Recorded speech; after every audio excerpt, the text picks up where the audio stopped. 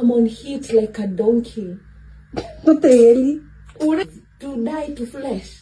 Mnaonanga watu uko na upako mnadhani wamepitia.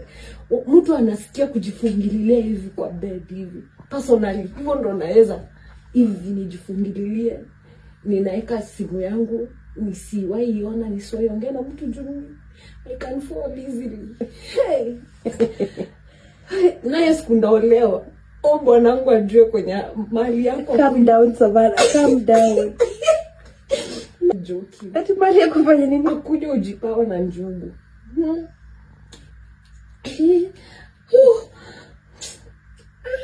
So why would you be crashing out at Tisa?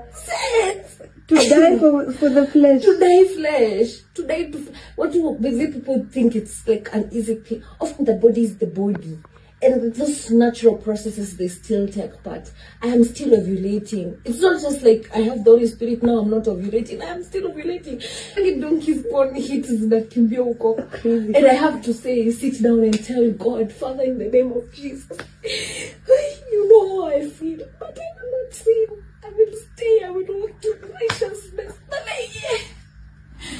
And when I'm ovulating, I'm a guy. But your story by them and it trigger very much. So why you triggered? Kama ingekuwa kitambo nadhani ningekuwa nikisemaje. Sasa ningekuwa ninasema a chance has presented itself. The death of the uncle has brought me a chance. Teva namo. Hey, kwa mkamba hata doesn't say help anything. Mwenye maiwati.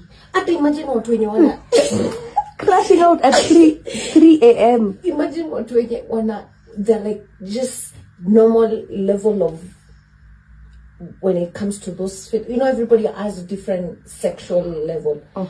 Sasa me, I'm a sexual person, very sexual. Hangayezi go in vain. Woo! It cannot be in vain. Kaiwe tu ni. Naenda kuflat na mtu nasikia kutapika. Yani, what is that?